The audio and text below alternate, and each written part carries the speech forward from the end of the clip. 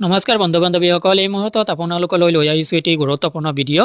এই ভিডিঅ'টোৰ জৰিয়তে আপোনালোকক অংগনবাড়ী আশা কৰ্মী ৰন্ধন কৰ্মীৰ বাবে গুৰুত্বপূৰ্ণ কিছু তথ্য জনাম। কেতিয়া আহিব নতুন কমিটিৰ প্ৰতিবেদন? তো বন্ধুসকল, আপোনালোকে অৱশ্যে ইতিমধ্যে অৱগত হৈছে যে আপোনালোকৰ দৰমহা বৃদ্ধিৰ ক্ষেত্ৰত বিত্ত বিভাগৰ নেতৃত্বত অসম চৰকাৰে ইতিমধ্যে এখন কমিটি গঠন কৰি দিছে।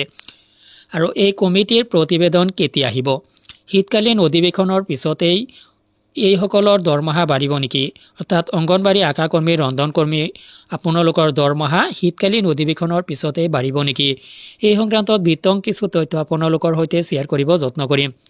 মূল ভিডিঅ'টোলৈ যোৱাৰ আগতে আপোনালোকলৈ সৰু এটা ৰিকুৱেষ্ট, এনেধৰণৰ ভিডিঅ'বোৰ নিতৌ পাবলৈ চেনেলটোলৈ নতুন আহিলে চেনেলটো ছাবস্ক্ৰাইব কৰি ল'ব। আহক বন্ধুসকল, আমি মূল ভিডিঅ'টোলৈ আগবাঢ়িছোঁ। ইতিমধ্যে অসমৰ মুখ্যমন্ত্ৰী ডক্টৰ হিমন্ত বিশ্ব শৰ্মাই কৰা ঘোষণা আপোনালোকে জানিব পাৰিছে। অংগনবাড়ী আশা কৰ্মী ৰন্ধন কৰ্মীসকলৰ দৰমহা বৃদ্ধিৰ ক্ষেত্ৰত সিদ্ধান্ত গ্ৰহণ কৰিবলৈ বা আলোকপাত কৰিবলৈ মেটাৰটো চাবলৈ ইতিমধ্যে বিত্ত বিভাগৰ নেতৃত্বত এখন কমিটি গঠন কৰি দিয়া হৈছে।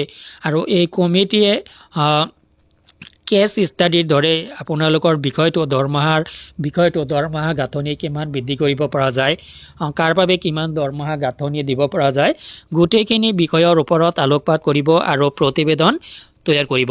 আৰু এই প্ৰতিবেদন যিমান দূৰ সম্ভৱ শীতকালীন অধিৱেশনত দাখিল কৰাৰ যথেষ্ট সম্ভাৱনা আছে। আৰু শীতকালীন অধিৱেশনৰ পিছতে আপোনালোকৰ দৰমহা বৃদ্ধিৰো সম্ভাৱনা আছে। গতিকে শীতকালীন অধিৱেশনৰ পিছতে অংগনবাড়ী আশা কৰ্মী ৰন্ধন কৰ্মীৰ দৰমহা বৃদ্ধি পাব পাৰে। তো এইখিনিতে হয়তো এটা প্ৰশ্ন উদয় হ'ব যে অংগনবাড়ী আশা কৰ্মী ৰন্ধন কৰ্মীসকলৰ দৰমহা কিমানলৈ বৃদ্ধি পাব, কিমান বাঢ়িব? তো এই সংক্ৰান্তত ইতিমধ্যে অংগনবাড়ীসকলৰ ক্ষেত্ৰত সঞ্চালকালয়ৰ পৰা প্ৰেৰণ কৰা হৈছিল এটা প্ৰস্তাৱ। আৰু সেই প্ৰস্তাৱ মতে দৰমহাৰ গাঁথনি আছিল বিভিন্ন ধৰণৰ। অংগনবাড়ী কৰ্মী, মিনি কৰ্মী আৰু হেল্পাৰসকলৰ দৰমহাৰ গাঁথনি বেলেগ বেলেগ আছিলে।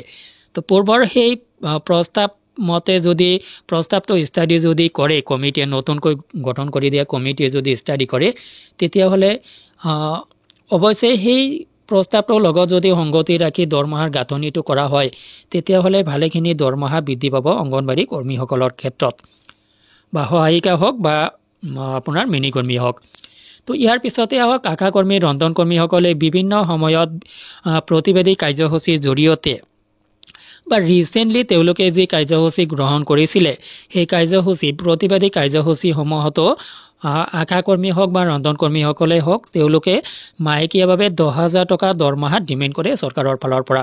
তো চৰকাৰে এই ক্ষেত্ৰত তেওঁলোকৰ যি দাবী, সেই দাবীখিনি কেনেকৈ মানি ল'ব, কিমান দৰমহা দিব, সেইখিনি সময়ৰ আহ্বান হ'ব, সময়ত আমি জানিব পাৰিম।